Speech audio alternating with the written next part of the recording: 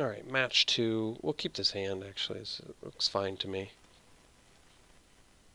We've got the search for Azcanta to help us find lands. Oh, maybe we don't. Main deck Duress. It's pretty unusual.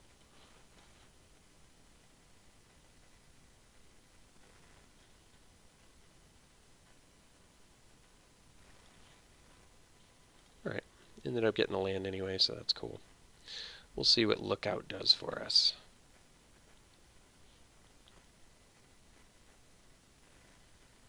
Okay, so Direfleet, Hoarder, not bad. Trades ramps.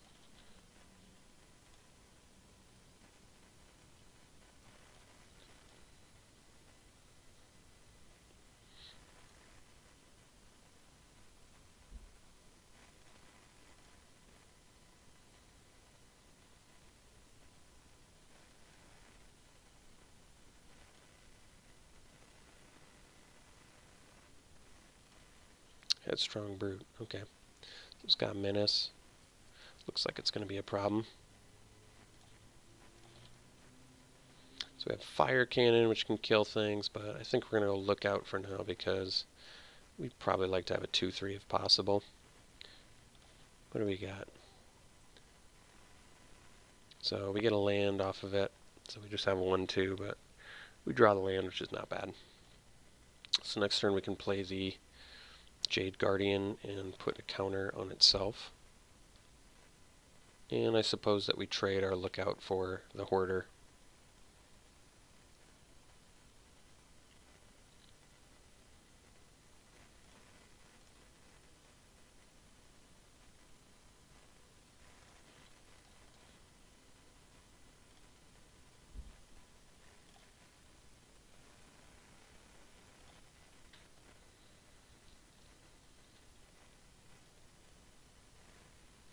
Okay.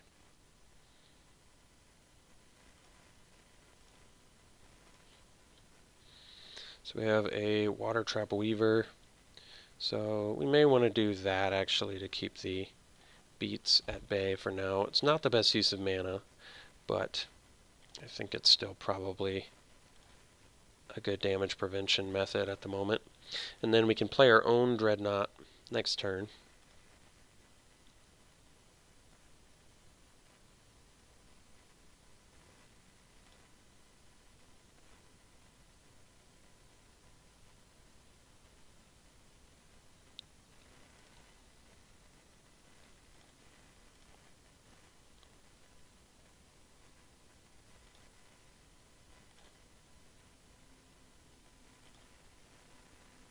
One card left in our opponent's hand.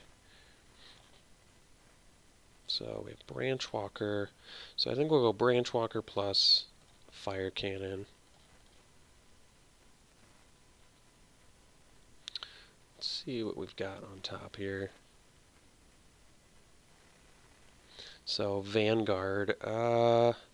Yeah, I think we'll leave that on top. It's not a land for our Dreadnought, but a 4-3 seems pretty good. That can potentially do some things.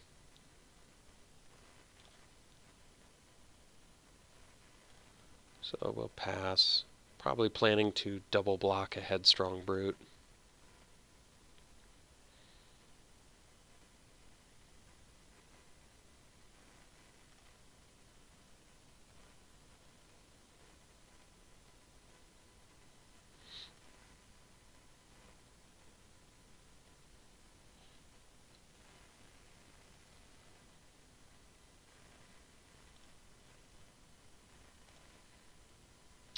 So, I don't really want to take 7 here. I think that we're just going to block with a Weaver on the Dreadnought.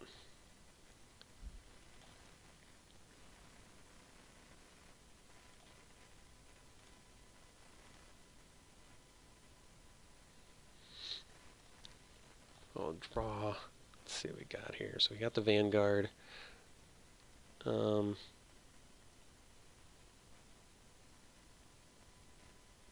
So we'll play the Vanguard.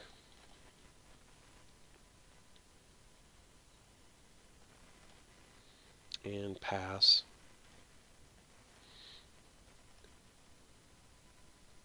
So that way we can double block the dreadnought.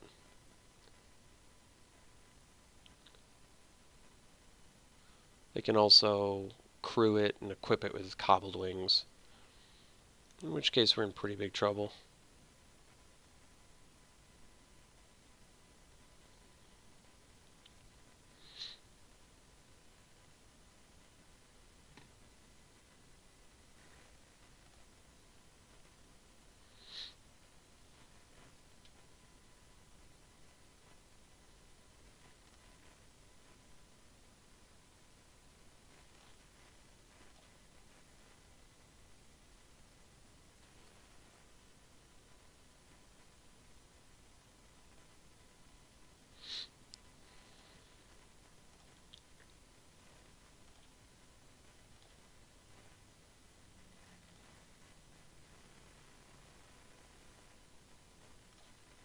Alright.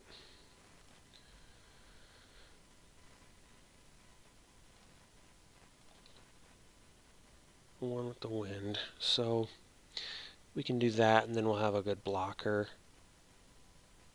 So that sounds good to me. We'll go one with the wind on our vanguard and then pass.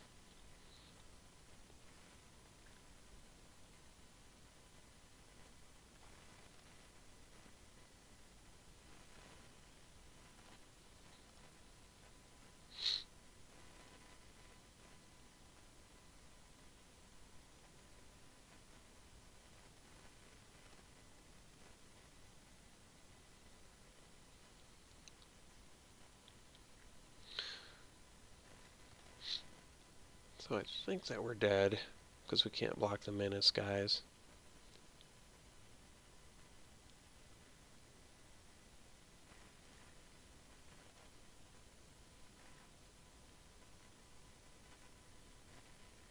So yeah, I can block here, but then I died a menace. Okay. So our deck's really not playing particularly well. Pretty unimpressed with our performance at the moment. So I'm trying to think exactly how I can remedy that with the pool. So I've been very, very, very extremely unimpressed with this every time I've seen it. So I think we'll cut that. That was wishful thinking, hoping this card was good. Just too expensive, I guess. I don't know, maybe it is good and it's just not working out so far, but it feels really bad so far. Let's get some more life gain in there. And the walker, maybe. I still kind of like one with the wind. They didn't really show us any removal, so I feel like one with the wind's going to be a little bit better in that regard. I don't really see anything else that's standing out as exceptional or necessary for us, so we'll just run it back like this.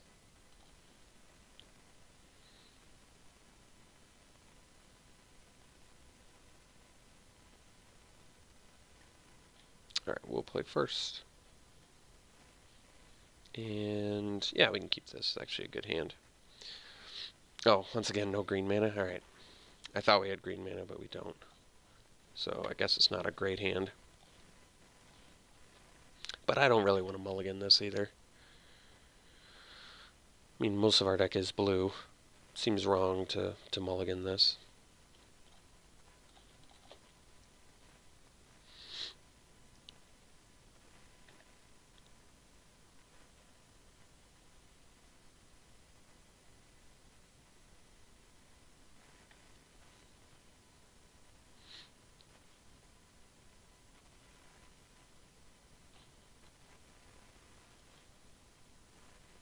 Alright, what do we got here? No, definitely don't want to put that in my graveyard. So we'll play the Branch Walker.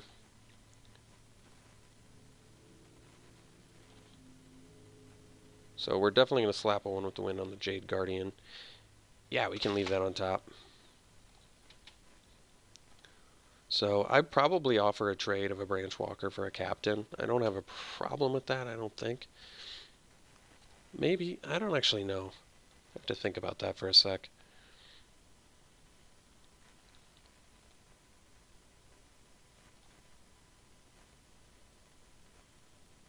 They don't even want to do it. Okay, and they don't have a play. Well, that's cool.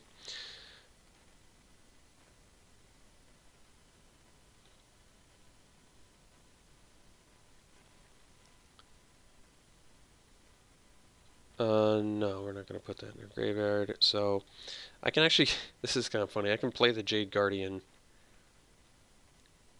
put the counter on the Branch Walker, and get him for 4. But if they have like a removal, it's not worth it. I think I'm just going to play the Jade Guardian, put the counter on itself, and pass.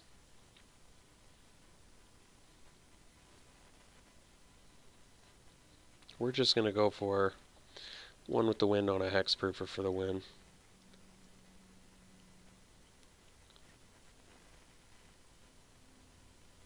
Well, that's too bad for us.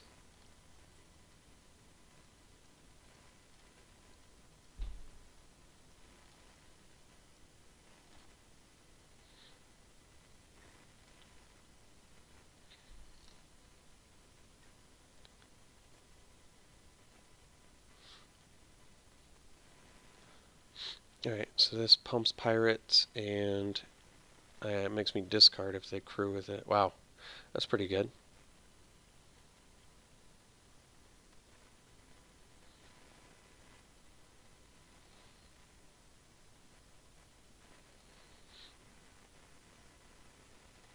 So, let's see here.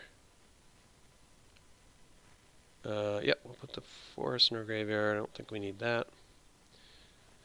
And we'll draw. And Depths of Desire is not bad. But I think we're going to go Scavenger. And we're going to go one with the wind. We're going to exile a creature to gain life.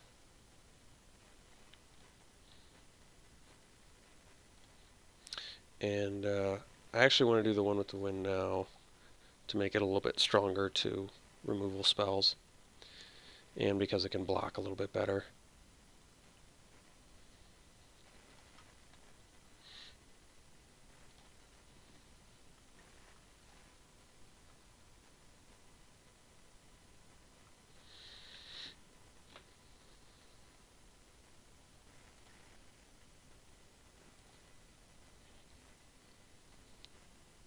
Alright, so that's pretty scary, so I think we're going to take it,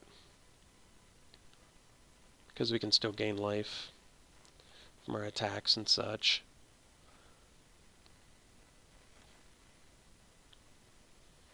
And we can play Depths of Desire in a pinch if stuff gets too hairy here. Okay, that's fine too. So let's get in for 5 and gain a couple life here. Let's see what's on top of our deck now. What do we got? Yep, we'll put an island in the graveyard. Water Trap Weaver is a very good draw. So let's attack.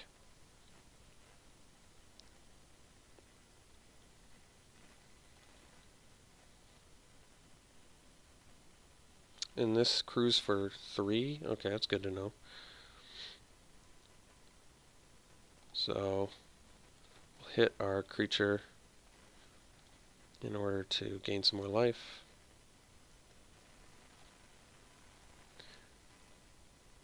This isn't, yeah, it's a rogue, okay. So I think we're going to go Weaver. Although, no, I guess, okay. Okay. Let me think about this. So we can actually play Depths of Desire, bouncing the Goblin, and then Weaver tapping this. So I think we'll do that.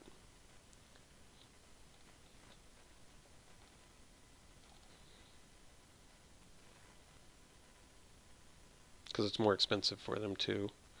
So I think this is ultimately just fine. Yeah. And that way we don't really care about the Fell Flagship as much either, attacking us, because we don't have to worry about discarding. So it's a little bit of preventative play here, but that's alright.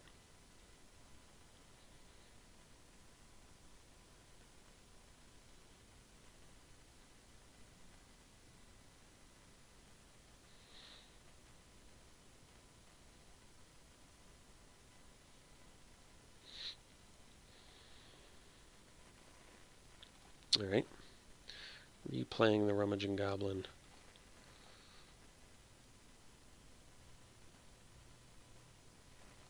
Passing. So let's do our search for Azcanta. No, I don't want to put that in the graveyard. I like it. Okay, so let's smash for 7 here.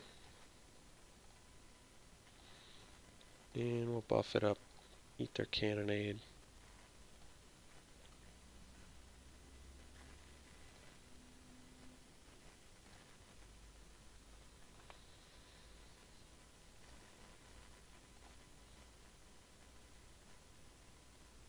Alright, we get to play the Fire Cannon and pass. So I suppose if I hadn't gained life, my opponent would be dead next turn? I guess I didn't anticipate doing the extra 2 damage with a creature.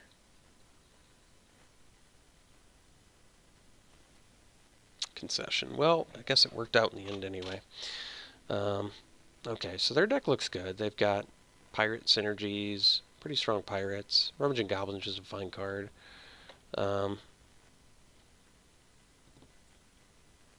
Anything else I want to do here? I mean, the one with the winds are going to be good because they didn't really seem like they have a lot of spot removal. They do have the deal 2 to each creature thing, which is pretty brutal. But,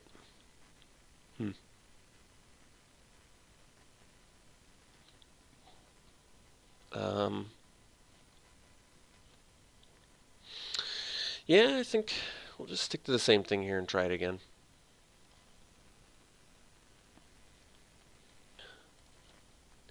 Well, this is a good hand. We can keep this.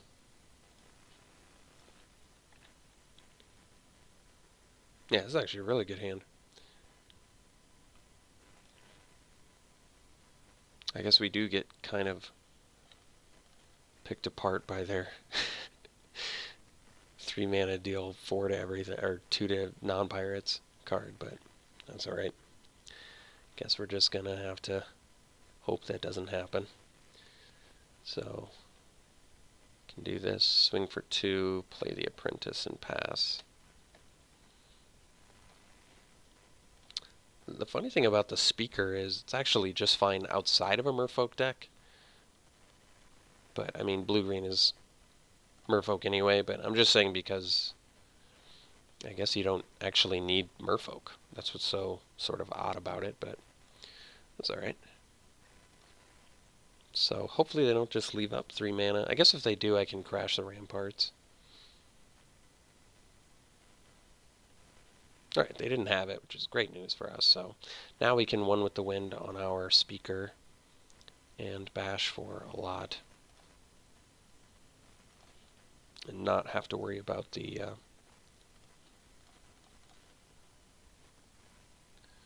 2 damage to each creature as much. So let's just get in for 6 here. Put a bit of a clock on them.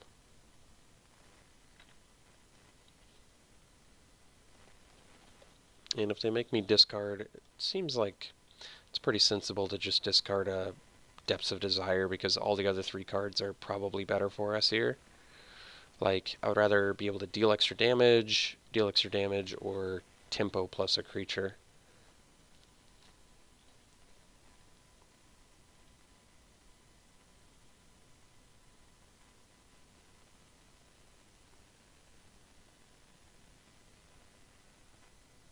Alright, well, that was a pretty early concession, but we'll take it. So I'm happy to get a match out of this deck. I was worried we were going to 0-3 after how hard we got crushed in Match 1 and Match 2 Game 1, but I do think we've been battling quite a few color issues here, unfortunately. So let's see how we do in Round 3.